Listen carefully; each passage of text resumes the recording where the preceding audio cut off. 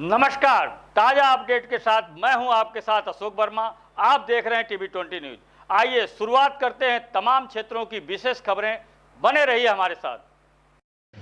लखनऊ में पत्रकारों और उनके परिवार का चल रहे टीकाकरण कैंप का सीएम योगी ने निरीक्षण किया है। उन्होंने कहा है कि प्रधानमंत्री नरेंद्र मोदी का प्रयास है कि देश का कोई भी नागरिक, चाहे वो पत्रकार हो या आम नागरिक, कोरोना वैक्सीन से वंचित न रह सके। हर शख्स को इसकी डोज मिलनी चाहिए।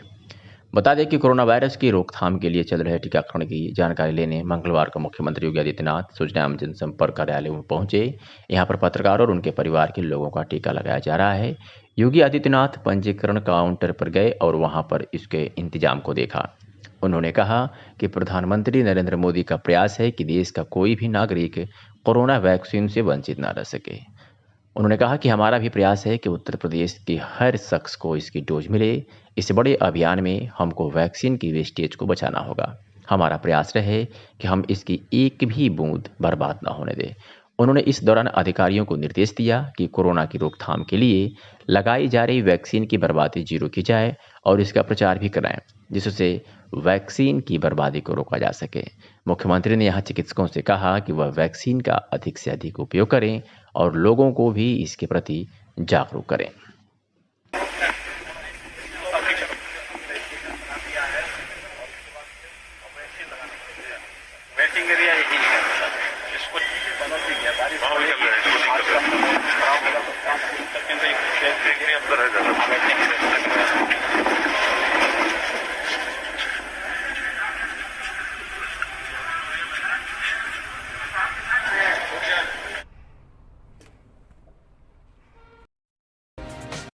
और बलिया से इस वक्त की ये बड़ी खबर, जहां बलिया पुलिस प्रशासन द्वारा गंगा में बह रही लाशों को जलाने के क्रम में जल्दबाजी में टायर और पेट्रोल डालकर शव को जलाने का वीडियो सोशल मीडिया पर वायरल हुआ है। वायरल वीडियो पर संज्ञान लेकर एसपी बलिया ने बड़ी कार्रवाई की है। शव के दाह संस्कार में संवेदनहीनता बरतने को लेकर एसपी ने 5 पुलिसकर्मियों को निलंबित कर दिया है और पूरे मामले की जाँच एडिशनल एसपी को सौंप दी है। फेफना के मालदेपुर घाट का ये मामला है, जहाँ पुलिस प्रशासन द्वारा गंगा में बह रही लाशों को जलाने के क्रम में जल्दीबाजी में टायर और पेट्रोल डालकर शव को जलाने का वीडियो सोशल मीडिया पर वायरल हुआ है। फिलहाल क्या कुछ कहा बलिया एसपी विपिन टांडा ने, सुनाते हैं आपको। कल सोशल मीडिया पर एक वीडियो सामने आया जिसमें कि कुछ पुलिसकर्मी एक लावारिस शव का दाह संस्कार कर रहे थे। इस दौरान उन्होंने संवेदनहीनता बरती, जिसके लिए 5 दोषी आरक्षियों को हमने निलंबित किया है और इस प्रकरण की पूरी जांच एडिशनल एसपी बलिया को दी गई है। मैं 76 साल का हूं। मैंने अपनी जिंदगी में इस मुल्क के ऊपर ऐसी विपदा नहीं देखी कि आदमी से आदमी टूट जाए। बाप बेटे की अर्थी देखे,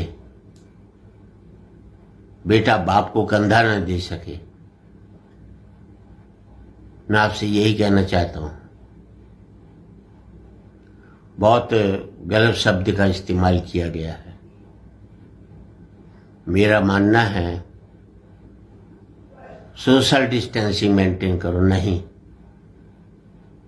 मन की दूरी खत्म करो, तन की दूरी कायम रखो। सोशल डिस्टेंस का मतलब है मन की दूरी। इस कोरोना काल में अगर हम मन की दूरी खत्म कर देंगे तो जिसको कोरोना होगा वो टूट जाएगा, उसको टूटने मत दो। बहुत बड़ा अपराध किया है। इससे बचने का एक उपाय बताता हूं, अपना लेना, कोरोना मर जाएगा। एक ही काम करो, ना तो टीवी पर कोई चैनल देखो और ना अखबार पढ़ो। कोरोना 2 करोड़ लोगों में फैला है। इन माध्यम ने, चाहे वो टीवी का हो चाहे अखबार, 135 करोड़ के दिमाग में यह बीमारी भर दी है। बीमारी शरीर में हो तो इलाज हो सकता है, लेकिन बीमारी दिमाग में घर कर जाए तो भगवान भी उसका इलाज नहीं कर सकता।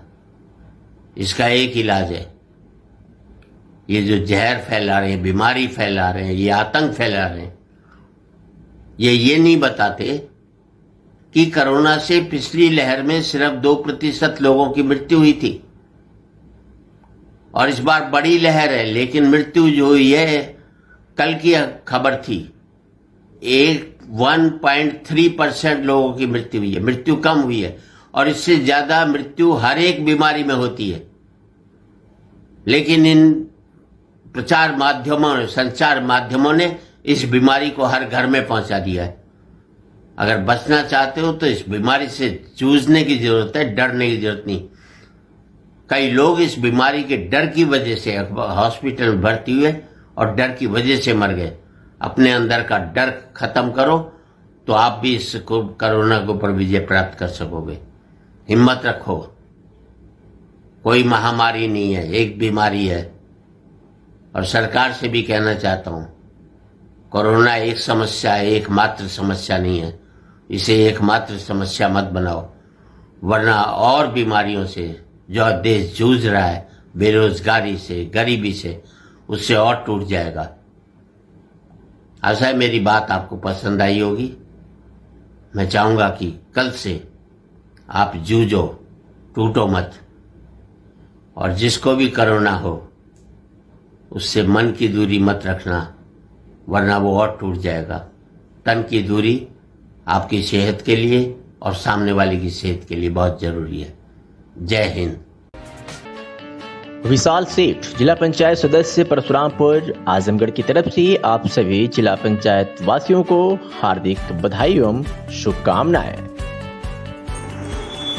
मैं विशाल सेठ, नवनिर्वाचित जिला पंचायत सदस्य परशुरामपुर, समस्त क्षेत्रवासियों एवं ग्रामवासियों को हृदय तल से आभार व्यक्त करता हूं।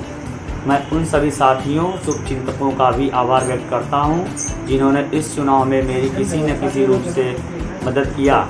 मैं अपनी संपूर्ण क्षमता से क्षेत्र के विकास के लिए कार्य करता रहूँगा और साथ ही साथ सभी के सुख दुख में उनके साथ सवर्त खड़ा रहूँगा। धन्यवाद। जिला पंचायत सदस्य परशुरामपुर विशाल सेठ। आजमगढ़ जनपद में पुलिस अधीक्षक सुधीर कुमार सिंह के निर्देश पर जनपद में अपराधियों पर नियंत्रण हेतु चलाए जा रहे अभियान के तहत आज जनपद की जैनपुर पुलिस और निजामाबाद पुलिस ने 2 अभियुक्तों को गिरफ्तार करने में बड़ी सफलता हासिल की है। आपको बता दें कि थाना जैनपुर की पुलिस ने पॉक्सो एक्ट के वांछित अभियुक्त को गिरफ्तार किया है, तो उसके साथ ही थाना निजामाबाद की पुलिस ने भी अवैध असला व कारतूस के साथ एक अभियुक्त को गिरफ्तार करने में बड़ी सफलता हासिल की है। तो वही जनपद आजमगढ़ के समस्त थाना द्वारा शांति व्यवस्था हेतु कुल 57 व्यक्तियों के विरुद्ध 151 CRPC की कार्रवाई की गई है। बताते चलें कि ये तमाम कार्रवाइयाँ पुलिस अधीक्षक सुधीर कुमार सिंह के निर्देश पर जैनपुर पुलिस और निजामाबाद पुलिस ने की है।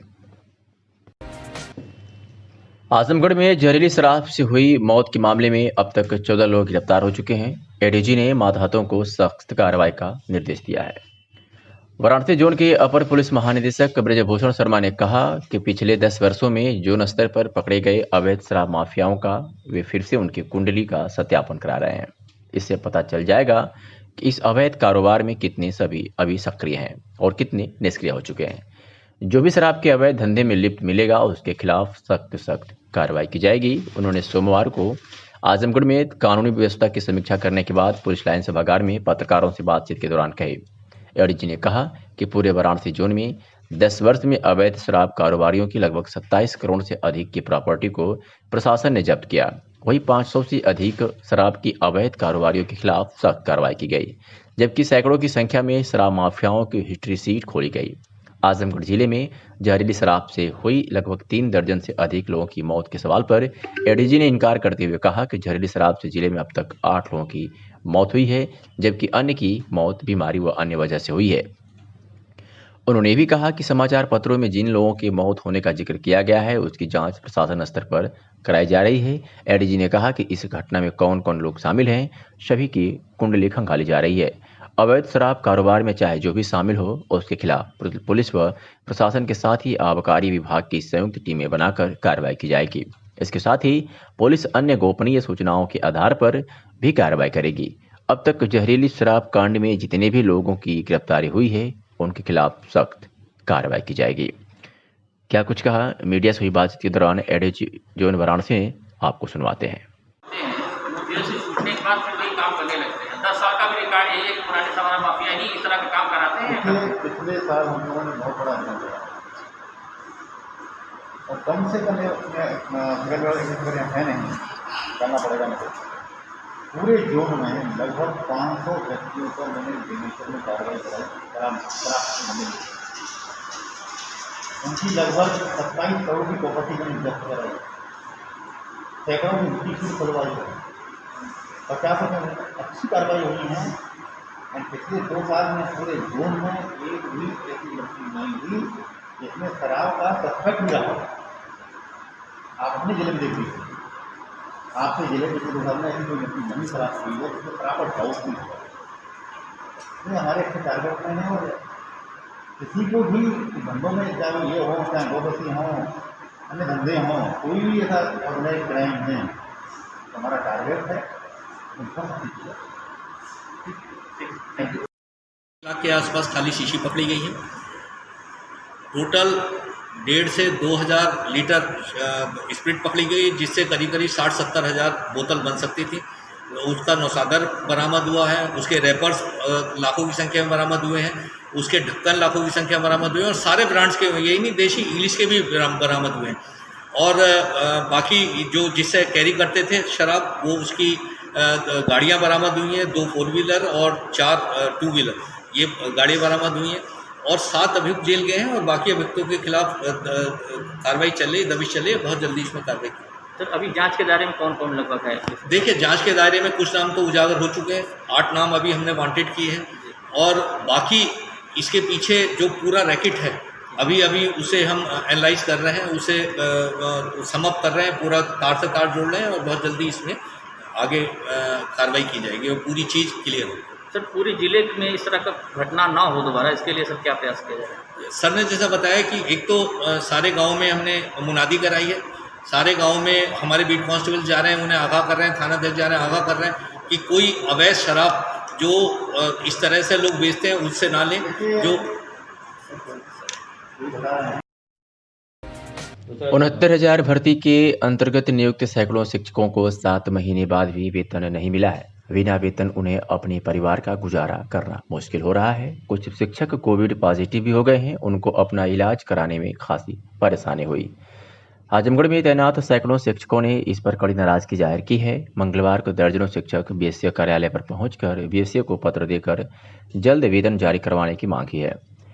आशुतोष सिंह ने बताया है कि 7 माह से अधिक का समय व्यतीत होने के बाद भी सैकड़ों शिक्षकों को वेतन नहीं मिला है। इसमें सीधी लापरवाही संबंधित विभाग और बाबू की प्रतीत होती है।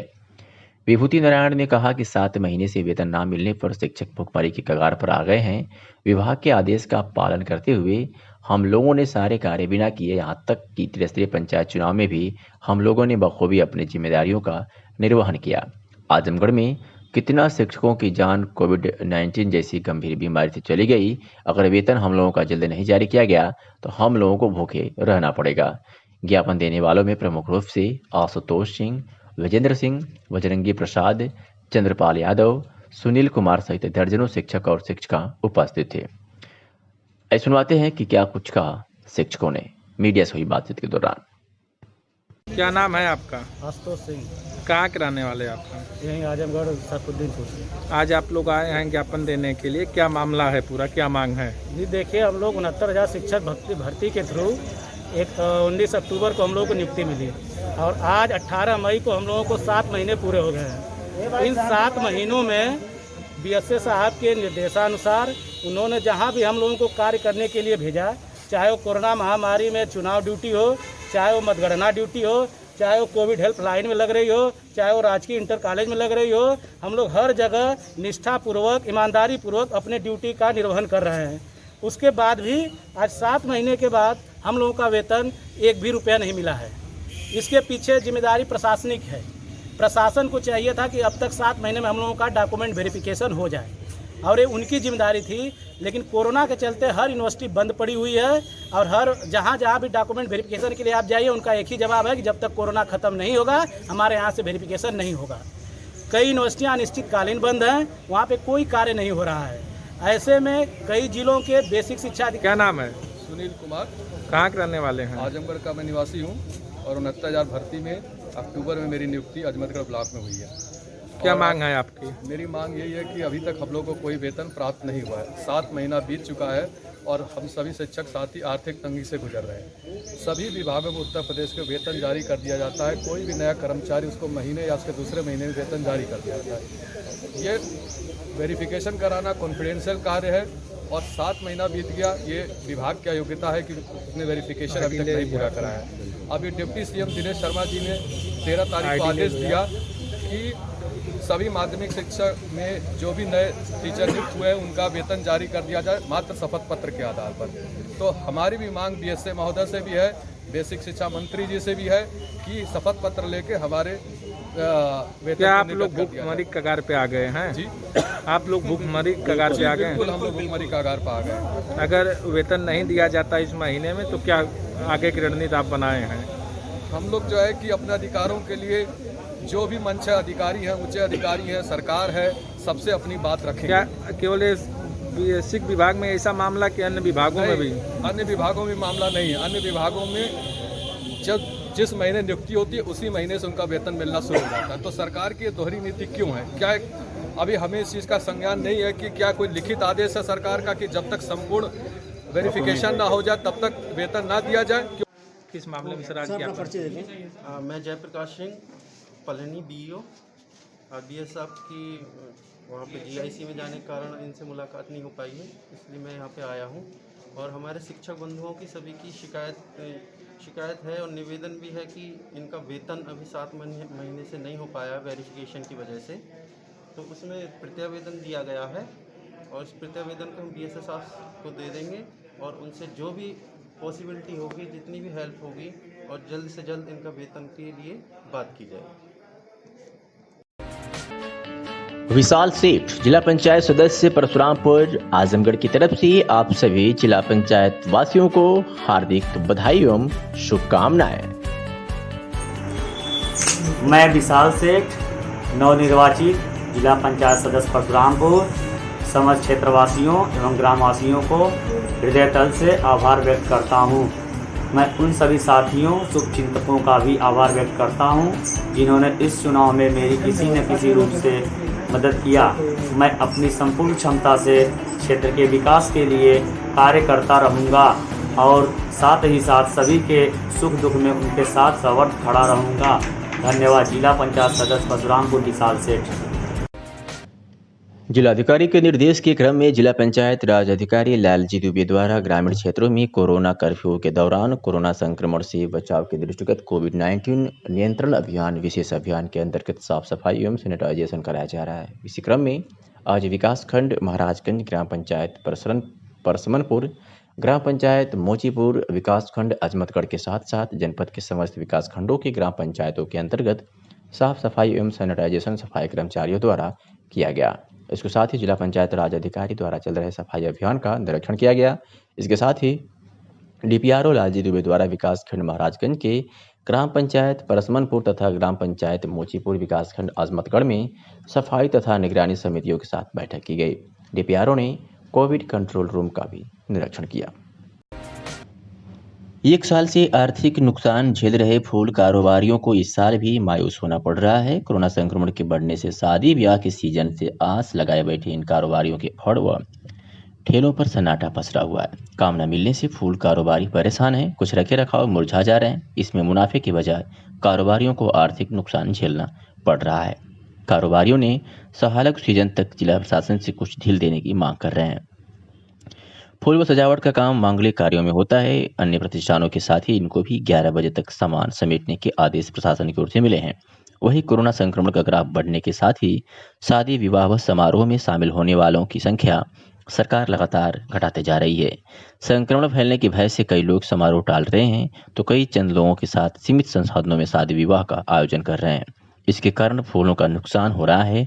रोजाना जो फूल बिक रहे थे वो भी बंद हो गए हैं। यदि कोरोना का संक्रमण ऐसे ही फैलता रहा तो बहुत जल्द ही फूल कारोबार बंदी के कगार पर आ जाएगा। बता दें कि शादी विवाह में खाना बनाने वाले हलवाई भी कोरोना संक्रमण की मार झेल रहे हैं। पहले जहां सहालग सीजन में 30 से 35 बुकिंग हो जाते थे, वहीं अब 10 से 15 बुकिंग हो पा रही है। उसमें भी सीमित खाना बनाने की व्यवस्था कर दी गई है। बहुत से लोग जहां 1000 लोगों का खाना बनाना था, वहीं 100 की संख्या में ही सिमट गए हैं। कारण कि जिला प्रशासन की ओर से जारी गाइडलाइन में 100 से भी कम संख्या में लोग शादी विवाह में शामिल होने के निर्देश दिए हैं। बुकिंग भी कम रेट में तय हो रही है। ऐसे में अब घाटा हो रहा है। तो वहीं आपको बता दें कि फूल कारोबारियों ने कहा है कि सहालग के सीजन में रोजाना 20 से 30 वाहन सजने के लिए आते थे। इसके अलावा भारी मात्रा में जयमाला और खुला फूल लोग लेकर जाते थे। पिछले साल मार्च में लॉकडाउन लगने से फूल व सजावट का कारोबार भी बंद हो गया था। अनलॉक के बाद भी महीनों तक शादी ब्याह समारोह में लोगों की संख्या सीमित रही, जिससे फूल कारोबार ठंडा पड़ रहा है। आजमगढ़ में इस साल से कारोबारियों की उम्मीदें थी, लेकिन सहालग सीजन शुरू होने से ठीक पहले कोरोना संक्रमण बढ़ने से शासन से शादी विवाह में आने वाले लोगों की संख्या काफी कम कर दी है। ऐसे में फूल कारोबार में लगातार घाटा उठाना पड़ रहा है। रोजाना 4 से 5 वाहन ही सजने के लिए आ रहे हैं। शादी समारोह के आयोजक अधिकतर शाम को वाहन सजवाते थे। प्रशासन बाजार के साथ ही 11 बजे ही उनके प्रतिष्ठान भी बंद करा रहा है। आजमगढ़ के सगड़ी तहसील क्षेत्र के ग्राम पंचायत की मनिकाढ़ी के पंचायत भवन पर मंगलवार को चकलाल चंद एवं हरैया न्याय पंचायत की बैठक आयोजित की गई, जिसमें कोरोना की रोकथाम के लिए बनाए गए जोनल मजिस्ट्रेट एवं आशा आंगनबाड़ी कार्यकर्त्री सहित संबंधित गांव के ग्राम पंचायत अधिकारी एवं प्रधान मौजूद रहे, जिसमें कोविड-19 की रोकथाम सहित गाँव में टीकाकरण को लेकर फैली भ्रांतियों को दूर करने के उपायों पर विचार विमर्श किया गया। इस दौरान गांव में जो भी आंगनबाड़ी आशा एवं अन्य कर्मचारी लगाए गए हैं, उनसे गांव की स्थिति पर चर्चा की गई, जिसमें कार्यकर्त्रियों व आशा ने बताया कि गांव में लोग टीकाकरण कराने के लिए कहने के बाद भड़क जा रहे हैं और टीका लगवाने के लिए तैयार नहीं है। साथ ही साथ बाहर से आए प्रवासी मजदूर भी इस पर ध्यान नहीं दे रहे हैं, जिसको लेकर गाँव में काफ़ी भ्रांतियाँ फैली है और गाँव में संक्रमण बढ़ता जा रहा है। इसके बावजूद लोगों में सर्दी, खांसी, बुखार आदि के लक्षण होने के बावजूद भी लोग न तो कोरोना की जांच कराने को तैयार हैं और न ही वैक्सीन लगवाने को। यदि उनको टीका लगवाने के लिए कहा जा रहा है तो लोग तैयार नहीं हो रहे हैं। यहाँ तक कि यदि सर्दी, खांसी, बुखार वाले लक्षण होने पर यदि उन्हें दवा टिकट दी जा रही है तो लोग लेने से मना कर रहे हैं। लोगों में जो भ्रांतियाँ है उसे हम दूर करने की हमें ज़रूरत है। इस संबंध में सेक्टर मजिस्ट्रेट शशिकांत राव ने बताया कि गांव में संक्रमण रोकने के लिए डोर टू डोर आशा कार्यकर्त्री आदि कर्मचारियों द्वारा गांव में जाकर जागरूकता एवं कोविड के मरीजों को चिन्हित कर रहे हैं। मेरा नाम शशिकांत राव है, सेक्टर मजिस्ट्रेट हरैया। ये निगरानी समितियों को जागरूक किया जा रहा है जगह जगह घूम करके, जिसमें कि कोविड से संबंधित जितनी भी सावधानियां हैं, जैसे कि वैक्सीनेशन और जो बाहर से प्रवासी लोग आ रहे हैं उनको चेक कराया जाए, नहीं तो उनको होम आइसोलेट किया जाए। उसके साथ ही साथ जितने भी आशा कार्यकर्ती हैं जगह जगह अपना घूम करके डोर टू डोर ये सर्वे कर लें कि कोई बुखार है, मतलब बहुत ज़्यादा तबीयत उनकी खराब रह रही है, उनकी सूचना हमको दें जिससे हम अवगत करा सकें ऊपर। लेकिन सूचना देनी यही चल रहा है अभी। इसके लिए हम लोग हर सेक्टर में जा करके अपनी ये किनको जानकारी देंगे? सेक्टर मजिस्ट्रेट को देंगे, सेक्टर मजिस्ट्रेट हम जोनल मजिस्ट्रेट साहब को देंगे, zonal magistrate super zonal magistrate को देंगे। ये सूचना शासन तक जाएगी, रोज प्रतिदिन सूचना कंपाइल होकर के शासन तक जाएगी, जिससे रोकथाम की जाए। जी। विशाल सेठ, जिला पंचायत सदस्य परशुरामपुर, आजमगढ़ की तरफ से आप सभी जिला पंचायत वासियों को हार्दिक बधाई एवं शुभकामनाएं। मैं विशाल सेठ, नवनिर्वाचित जिला पंचायत सदस्य परशुरामपुर, समस्त क्षेत्रवासियों एवं ग्रामवासियों को हृदय तल से आभार व्यक्त करता हूं। मैं उन सभी साथियों, शुभचिंतकों का भी आभार व्यक्त करता हूं, जिन्होंने इस चुनाव में मेरी किसी न किसी रूप से मदद किया। मैं अपनी संपूर्ण क्षमता से क्षेत्र के विकास के लिए कार्य करता रहूँगा और साथ ही साथ सभी के सुख दुख में उनके साथ सवर्त खड़ा रहूँगा। धन्यवाद। जिला पंचायत सदस्य परशुरामपुर विशाल सेठ। आजमगढ़ के सगड़ी तहसील क्षेत्र के हरैया ब्लॉक अंतर्गत हरैया ग्राम पंचायत में मंगलवार को ग्राम प्रधान प्रतिनिधि अतुल कुमार राय एवं प्रधान अंकिता राय ने ग्राम पंचायत में बढ़ते कोरोना के प्रकोप को रोकथाम के लिए गांव पर निःशुल्क एक एम्बुलेंस सेवा और ऑक्सीजन कंसंट्रेटर मशीन सहित आवश्यक स्वास्थ्य उपकरण गांव को समर्पित किया, जो गांव के लोगों की जीवन रक्षा का कार्य करेगी। जिसका शुभारंभ फीता काटकर अतुल राय एवं डॉक्टर AP श्रीवास्तव ने किया और सचल दस्ते को ग्राम पंचायत में डोर टू डोर जाकर जांच करने और उन्हें दवा आदि वितरित करने को रवाना किया। इस दौरान 2 मई से अब तक गांव में लगभग कुल 26 लोगों की मौत विभिन्न कारणों से होने से पूरे गांव में दहशत का माहौल बना हुआ है और दर्जनों लोग सर्दी, खांसी, बुखार आदि से पीड़ित हैं। इसे देखते हुए गांव को कोरोना महामारी से बचाने के लिए एक ambulance, oxygen concentrator, oximeter, BP machine सहित सैनिटाइजर, दवा की किट, मास्क आदि के साथ डॉक्टर और टीम गांव का भ्रमण करने निकली, जो गांव के घर घर जाकर कोविड संक्रमण की जांच करेगी और सर्दी, खांसी, बुखार जैसे लक्षण पाए जाने पर उन्हें दवा किट आदि दी जाएगी। यही नहीं, गांव को ऑक्सीजन कंसंट्रेटर सहित या एम्बुलेंस, दवा किट आदि लेकर सचल दस्ता पूरे गांव में भ्रमण करेगा और जांच करके लोगों को दवा इलाज देगा। यदि किसी व्यक्ति को ऑक्सीजन लेवल कम पाई गई तो उसे तत्काल गांव में ही ऑक्सीजन की व्यवस्था इस मशीन से की जाएगी, जिससे कि गांव के लोगों की कोरोना जैसी महामारी को देखते हुए जान बचाई जा सके और किसी भी मरीज की स्थिति गंभीर हुई तो उसे तत्काल नज़दीकी कोविड सेंटर में एडमिट कराया जाएगा। इस तरह की व्यवस्था ग्राम पंचायत में होने से ग्रामीणों को काफ़ी सुविधा मिलेगी। तो वही इस संबंध में प्रधान प्रतिनिधि अतुल कुमार राय ने बताया कि ग्रामीणों की सुविधा के लिए यह निःशुल्क स्वास्थ्य उपकरण जीवन रक्षा का कार्य करेगी। मेरी सोच है कि गांव में कोई व्यक्ति ऑक्सीजन और दवा के अभाव में न मरने पाए। ग्राम सभा हरैया में बोलिएगा, आज दिनांक 18/2021 को आज हमने अपने ग्राम सभा हरैया के लिए एक ऑक्सीजन कंसंट्रेटर और मेडिकिट वगैरह की दवा घर घर जाके उपलब्ध कराने का एक छोटा सा प्रयास कर रहा हूँ, जिसमें हमने एक ओमनी वैन को एक छोटा एम्बुलेंस का रूप दिया हुआ है, जो हमारे ग्राम सभा के हर घर में जाएंगे लोग, जिसके साथ डॉक्टर की टीम रहेगी। वहाँ जिनको भी अगर सर्दी, जुकाम, बुखार इस तरह का जो भी सिम्टम्स अगर आते हैं तो उनको भी लोग स्कैनर से अपना चेक करेंगे और उनको जो मेडिकिट है उनको प्रोवाइड की जाएगी। ये एम्बुलेंस व्यवस्था जो आप दे रहे हैं गांव के लिए, ये गांव से लेके अस्पताल तक पहुंचाएगी या गांव तक ही सीमित रहेगी? नहीं, गांव से लेके और ये जो भी कोविड सेंटर नियरेस्ट में है वहाँ पे ले जाएगी, मरीज को वहाँ पे एडमिट कराएगी, ताकि बीच में जो ऑक्सीजन की कमी होने के कारण लोग बहुत परेशान हो रहे थे, इसी के लिए मैंने एक इसकी पहल किया कि मैंने खुद अपने हम लोगों ने अपनी व्यवस्था से एक ऑक्सीजन कंसंट्रेटर का इंतज़ाम किया, जिससे हमारे ग्राम सभा का हरैया के सारे ग्रामवासियों को इसका लाभ मिल सके। ये व्यवस्था निःशुल्क है या शुल्क है? नहीं, ये व्यवस्था बिल्कुल निःशुल्क है। इस पर इतने खर्च आएंगे, ड्राइवर का खर्च है, तेल का खर्च है, अरेंजमेंट कहाँ से होगा? ये हम अपनी व्यवस्था से इसको करें। यानी प्रधान जी अपनी व्यवस्था से कर रहे हैं पूरे गाँव के लिए? जी, इसको हम खुद अपनी व्यवस्था से कर रहे हैं। मशीन का क्या उद्देश्य है जो आपके बगल में दिखाई दे रही है? ये ऑक्सीजन कंसंट्रेटर है जो खुद ऑक्सीजन बनाती है, और अभी आप देखे होंगे कि पिछले काफ़ी टाइमों से हम लोग देख रहे थे कि ऑक्सीजन नहीं मिल रहा है, बॉटलिंग नहीं हो पा रही, उसके बहुत सारे लोग दम तोड़ रहे थे। तो इसको हमने अपने कुछ सहयोगियों से मिलकर इसको हमने बाहर से इसको मंगवाया है, ताकि हमारे ग्राम सभा के लिए इसका प्रयोग किया जा सके। और हमारे पास ये कुछ किट्स भी हैं जो हमारे माननीय मंत्री अरविंद शर्मा जी के द्वारा विशेष रूप से हमारे ग्राम सभा को दी गई हैं, जिसको जिस तरह का सिम्टम्स आता है अगर इस तरह का, तो उसको फौरन एक किट दिया जाए और उनको तुरंत उसका लाभ। ठीक। कोविड-19 के चलते बंद चल रहे परिषदीय विद्यालयों में पढ़ रहे छात्र छात्राओं को 6 महीने का MDM की धनराशि देने के लिए 35 करोड़ रुपए विद्यालयों में पहुंच चुके हैं। स्कूल खुलते ही ये धनराशि छात्र छात्राओं के अभिभावकों के खाते में पहुंचना शुरू हो जाएंगी।